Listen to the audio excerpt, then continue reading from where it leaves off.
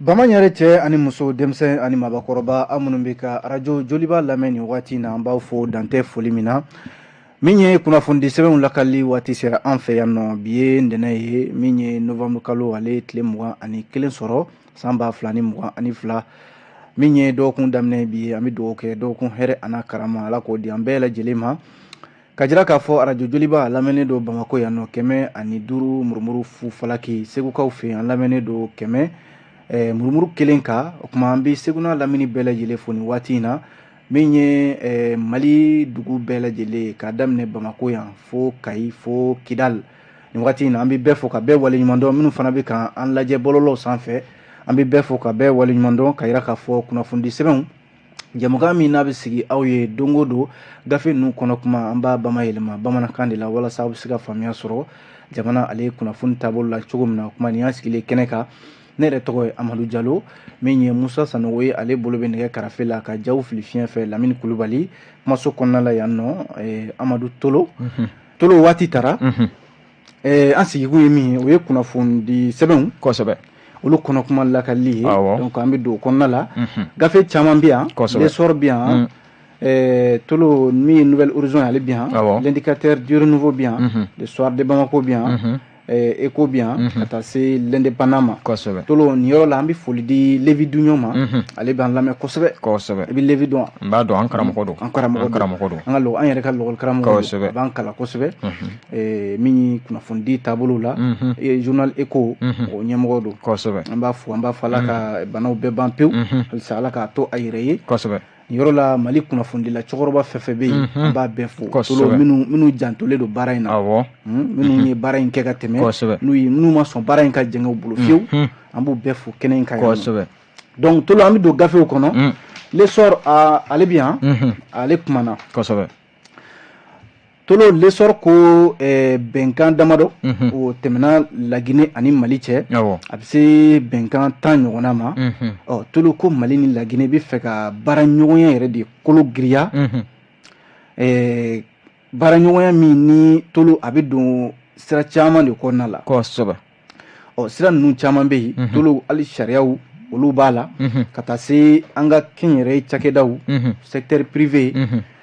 Tolo ka kɛ sɔrɔ yɛrɛ yakubaya yɔrɔ ye o ka kɛ sɔrɔ nima yɔrɔ ye Mali ni Laginɛ a yira k'a fɔ an ka gouvernement maa caman min ni Abdoulaye Diop ale tun bɛ olu ɲɛma u ye tile damadɔ min kɛ Laginɛ jamana kan Tolo a wolola fɛnba de la o de la min ye docteur Mori Sanda Kuyate ale min ye Laginɛkaw ka ministre min b'u ka jamana ni jamana wɛrɛw cɛ koɲɛ kunna Tolo a yira k'a fɔ tile fila ɲɔgɔn ye min kɛra tile fila ɲɔgɔn ye Tolo bɛn kɛra fɛn caman ba de kan a bɛ tali kɛ jago nasira lakanako Tolo adamadenw yɛrɛ n'u bolofɛnw bɛ se ka kisi cogo min na kɛnɛya ka taa se min ye dugu jukɔrɔ nafolo yɔrɔ Mali ni Laginɛ dugu jukɔrɔla a bɛɛ nafolo de nafolo min na a bɛ ɲini ka bɔ nka a tɛ ban Tolo n'i ye jateminɛ kɛ ka taa se kuranko hali mɔni ani an ye min fɔ sariya ko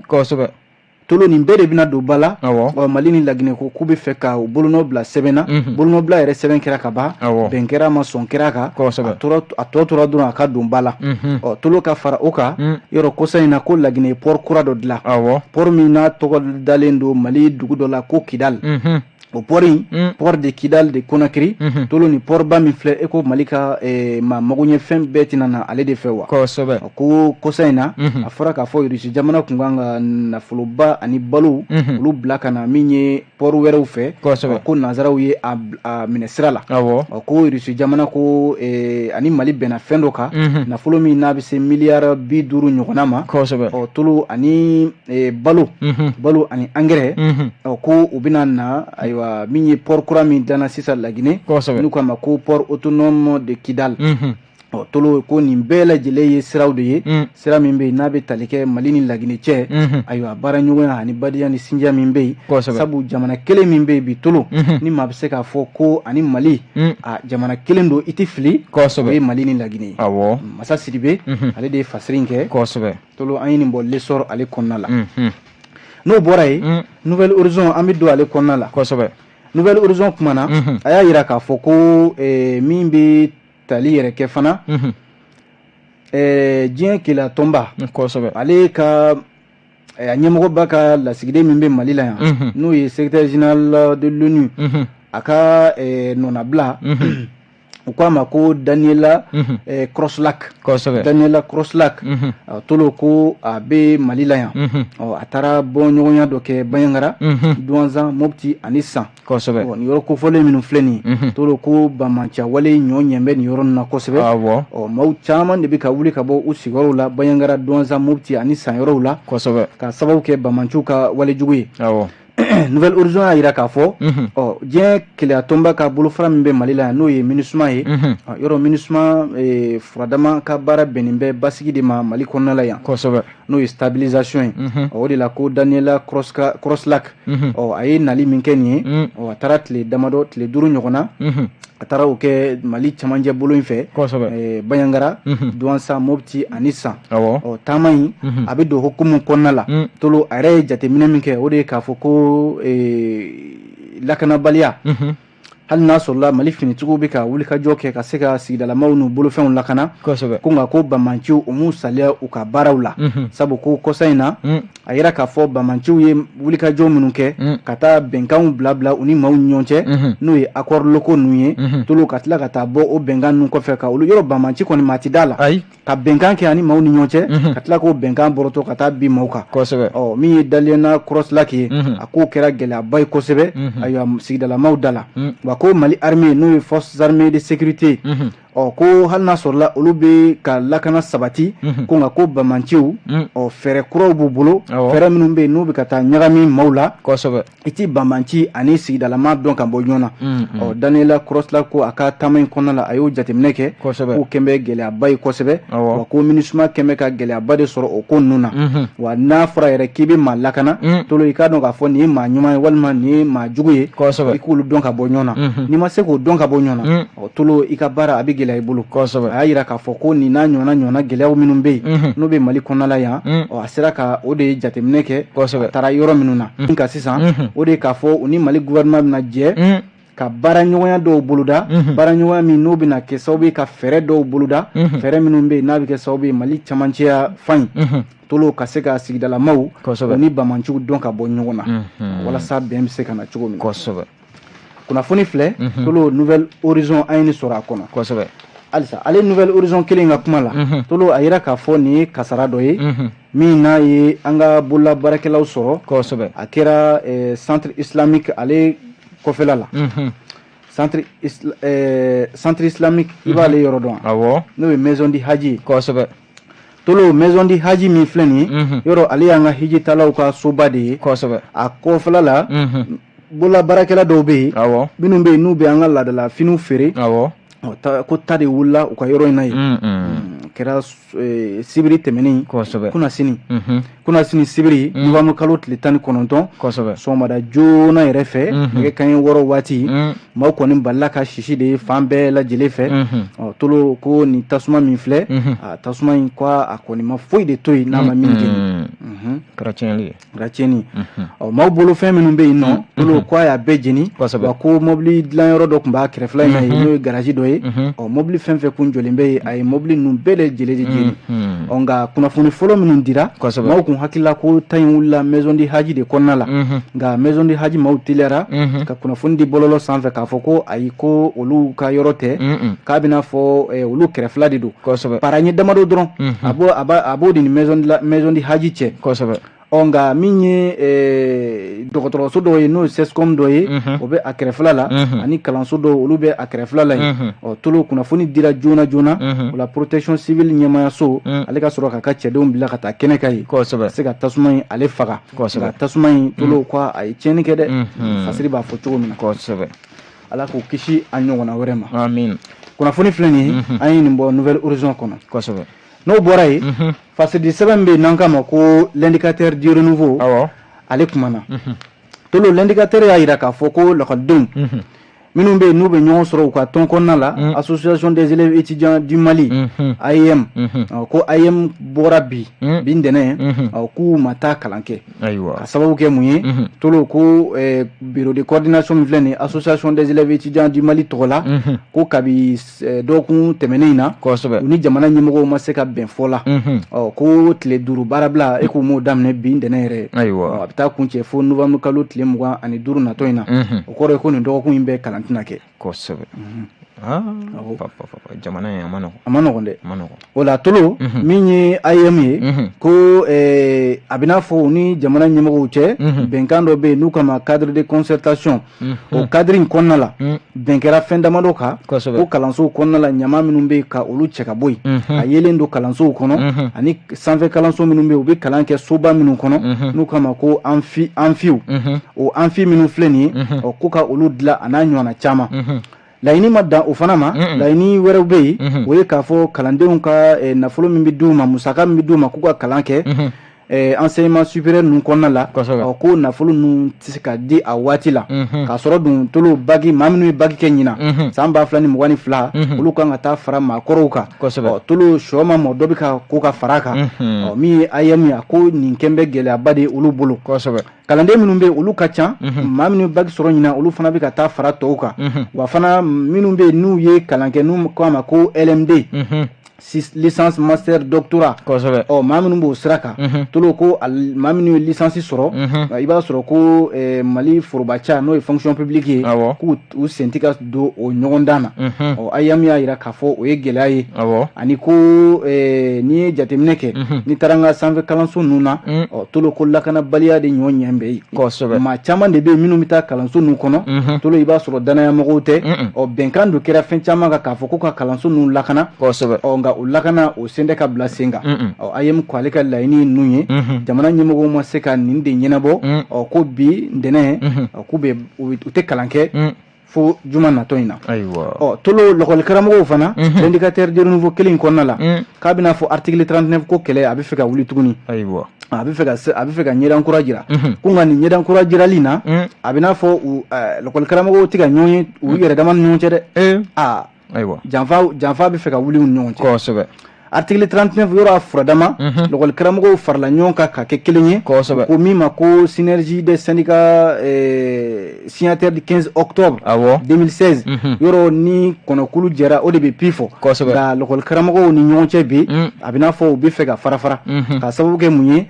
ko article 39 lakɔli karamɔgɔw y'a jira k'a fɔ fɛn de don olu ka hakɛ don sariya de don olu tɛna a kɛlɛ bila fiyewu ko nka u bɛ fɛ ka kɛlɛ kura min boloda u bɛ fɛ ka hali baara bila sɛbɛn dɔ bila gouvernement ka tabali kan n'o ye préavis dɔ ye o préavis in sɛbɛnni na lakɔli karamɔgɔ minnu u ka tɔn minnu bɛ yen n'olu fara mɛ ɲɔgɔn kan ka kɛ synergie ye ko dɔw ko k'olu t'u bolonɔ bila a sɛbɛn na ko dɔ wulila a ma dabɔ ko min bɛ tali kɛ secrétaire général min bɛ bureau exécutif national du SNEB o tɔgɔ la n'o ye Amadu Kulubali ye ko Amadu Kulubali k'a bɛna fɔ ale bɛ fɛ ka ban ka i tɛgɛnɔ bila sɛbɛn in na ko u ye ɲɔgɔn ye dɔ kɛ novembre kalo tile 19 tɛmɛnen ko a na kɛ u bɛnna min ka SNEB kɔnɔna la ko baarabila min bɛna kɛ syndicat signataire du 15 octobre lakɔli karamɔgɔw olu tɔgɔ la ko SNEB ko ale tɛna a yɛrɛ y'a kɔnɔ ka sababu kɛ mun ye tolo jɔyɔrɔ ko mana ye fɛn na u tɛ ɲɔgɔn ye o la ko a bɛna fɔ lakɔli karamɔgɔ ninnu dɔw bɛ yen jɔyɔrɔ de dira olu ma olu ko kɛlɛ min dabɔtɔ filɛ nin ye jɔyɔrɔ min dira olu ma olu sen tɛna ye a kɛlɛ la kunnafoni filɛ nin ye an ye nin bɔ l'indicateur du renouveau kɔnɔ ŋɔni min mun dɔn n'u fɔra ɲɔgɔn kɔ o ye baara bannen taa se fila wa kɛlɛ aw ma min yɛrɛ sɔrɔ fɔlɔ aw tɛ ka bɛn tolo o mana bɔ yen min ye le soir de Bamako ye ale bi ale kumana soir de Bamako y'a jira k'a fɔ ko bamancia wale min n'o bɛ ka ɲɛ an ka jamana ninnu kɔnɔna la tolo ni jateminɛ kɛ Benin Burkina Faso Côte d'Ivoire jamana Ghana Togo Mali yɛrɛ b'a la ani Niger k'olu bɛ ka ɲɔgɔn sɔrɔ Ghana ka se ka ɲɔgɔn ye dɔ kɛ ɲɔgɔn ye a kun tɛ dɔwɛrɛ ye ko bamancia wale min n'a bɛ ka ɲɛ k'u ka fɛɛrɛ ɲini a la akara jɛrɛ min ka kɛ yen nɔ de novembre kalo tile 17 k'u ye ɲɔgɔn ye ko Mali yɛrɛ ma wele a ko kɛnɛ kan ko Ghana jamana kuntigi ale de ye wele bila nin jamana ninnu ma k'u ka taa ɲɔgɔn sɔrɔ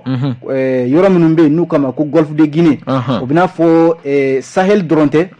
Benin Burkina Faso Côte d'Ivoire hali yɔrɔ minnu bɛ yen n'u tɛ Sahel la o bɛɛ de wele ko Golfe de Guinée k'olu ye ɲɔgɔn sɔrɔ Ghana jamana ka tolu ka se ka kuma ayiwa Bamancia wale in na sabu jamana fɛn fɛn filɛ nin a bɛɛ de n'u turuturu bɛ ɲɔgɔn na ka taa ni Bamanciw bɔra yɔrɔ dɔ la u bɛ se ka t'u yɔrɔ sɔrɔ yɔrɔ dɔ la k'u ka ɲɔgɔn ye joona u ka se ka fɛɛrɛ sɔrɔ nin na tolu o de ye ko yɛrɛ ye olu ma fɔlɔ nin na n'u kun y'a daminɛ tan bɛɛ ka karanfɛ da suwa bɛɛ kun kɛn bɛ ka Mali ye k'a to yen o tɛ bɛn soir de Bamako o mana bɔ yen fasidi sɛbɛn min bɛ yen n'an k'a ma ko ECHO ale bi yan ale kumana tolo ECHO y'a jira k'a fɔ tolo ni donna Bamako dugu kɔnɔna la i bɛ nin waleya in ye ko maa minnu bɛ yen tolo ni jigiyɔrɔ t'u bolo siyɔrɔ t'u bolo u tɛ so kɔnɔ tolo minnu bɛ yen i kɛra cɛ ye o i kɛra muso ye o denmisɛnnin fitinin minnu si b'a ta san 10 na tolo ka taa bila san 65 la sango ni waati in na nɛnɛ b'a la i b'a sɔrɔ denmisɛnnin fitinin ani maakɔrɔba dɔw yɛrɛ bɛ yen tolo olu de bɛ olu ka siyɔrɔ bɛnnen bɛ kɛnɛmana de ma ECHO y'a jira k'a fɔ ko fo ni maa min ma bɔ Bamako dugu kɔnɔna la n'o tɛ n'i ye échangeur dugumana lajɛ ka pont dalala lajɛ sirabada ninnu ani yɔrɔ minnu bɛ yen n'o ye an ka butigida ninnu a n'a yɔrɔ caman tolo hali ɲamanbɔnyɔrɔw i b'a sɔrɔ ninnu maa kofɔli ninnu dalen don yen nɔ ECHO y'a jira k'a fɔ nin kɔni ye gɛlɛya de ye Mali kɔnɔna la kɛrɛnkɛrɛnnenya la Bamako dugu kɔnɔna la yan maa minnu bɛ yen ni jigiya yɛrɛ t'u ye tolo u t'a dɔn u b'a kɛ cogo min na a bɛ maa ba caman de bɔ minnu bɛ yen cɛla musola minnu bɛ yen n'u u ka dagayɔrɔ bɛnnen bɛ Bamako ale dugu kɔnɔna ma yan tolo kɔngɔ tɛ kɔngɔ ye finitanya tɛ finitanya ye ninnu kɔni bɛ o de kɔnɔna la su tɛ su ye tile tɛ tile ye tolo ɲininkali damadɔ bɛ yen ECHO ye o kɛ a ko ni maa kofɔlen ninnu yalima u y'u yɛrɛ sɔrɔ nin kɔnɔna la cogo di ɲininkali kan ka kɛ u bɛ mun de kɛ tolo ka balo ni maa kofɔlen ninnu bɛ mun de kɛ k'u ka diɲɛlatigɛ k'o kɛ ɲininkali kan ka kɛ faamaw makaritɔ ko don dɛ wele bila n bɛ ka kuncɛ fasidi sɛbɛn n'o ye l'indépendant ye tolo an b'a kuncɛ n'ale l'indépendant kumana a y'a jira k'a fɔ ko an ka jamana sariya sunba kura min n'o bɛ ka dilan n'o ye projet de loi ye tolo ko maa min bɛ yen n'u kama ko docteur Modibo Soumaré ale ye cadre des partis et regroupements politiques pour le retour à l'ordre constitutionnel o ɲɛmɔgɔ don indépendant maaw sera a ma k'a ɲininka a ko ni sariya sunba kura min bɛ ka sɛbɛn nin ye ko sɔrɔdasiw ka baara tɛ nin ye dɛ ko sɔrɔdasi baara tɛ nin ye ko nin ye politiki baara de ye ko Asimi Goyita minnu bɛ ka nin baara kɛ nin ye ale de bɛ jamana kuntigiya la k'u ka nin bila joona u ka segin kɔ ko hali jɛkulu min sigila k'u ka kalata labɛn n'u k'a ma ko EJ ko EJ maa minnu sugandira Asimi Goyita fɛ ko jɛn tɛ kɛnɛ a ye jɛn tɛ kɛnɛ a ye Modibo ko ten tolo k'a kuncɛ ni min ye o ye farikolo ɲɛnajɛ ye ko diɲɛ walanba n'o ye coupe du monde ye ale datigɛra kunungo coupe du monde Qatar san 2022 ko jɔn de bɛna Faransi ale jɔyɔrɔ fa nin na min bɛ tali kɛ diɲɛ bɛɛ lajɛlen ka jɛ ka ballon tan n'u k'a ma coupe du monde tolo a bɛ ka taa Qatar jamana de kan ale de bɛ ka maaw bisimila Qatar kelen ale de ye dayɛlɛli kɛ kunun ani jamana cɛ n'u k'a ma ko Équateur nka Équateur ko o sera u la 2-0 falaki ko ndola in tanna ndolatan kɛnɛ min kan o ye stade Al Bayt Al Kunor ma hakɛ min bɛ taa nin dolatan yɔrɔ in na tolo a bɛ se maa 200 ɲɔgɔnna ma tolo o b'a jira k'a fɔ dugu in Qatar ka di dɛ tolo Qatar ka di dɛ tolo kunungo nka Qatar jamana a dasira a yɛrɛ fɛ yen sabu ale de bɛ ka tulon bisimila bi dolatan wɛrɛw bɛ yen ko min bɛ tali kɛ FIFA ale ka nin dolatan a labɛnni na a yira k'a fɔ nɛgɛ kanɲɛ 13 waati Iran ale ni Angleterre bɛna ɲɔgɔn sɔrɔ min ye Sénégal ye ale ni Pays-Bas u kan ka ɲɔgɔn sɔrɔ nɛgɛ kanɲɛ 16 waati farafinna ka cɛ bɔ min ye États-Unis ye ale ni Pays de Galles olu kan ka ɲɔgɔn sɔrɔ nɛgɛ kanɲɛ 19 waati an bɛ dugawu kɛ farafinna jamana minnu b'a kɔnɔ ye ka se de olu ma o kuma waati sera a kan bɛn diɲɛ waati wɛrɛ ni kun y'aw ka kunnafoni gafe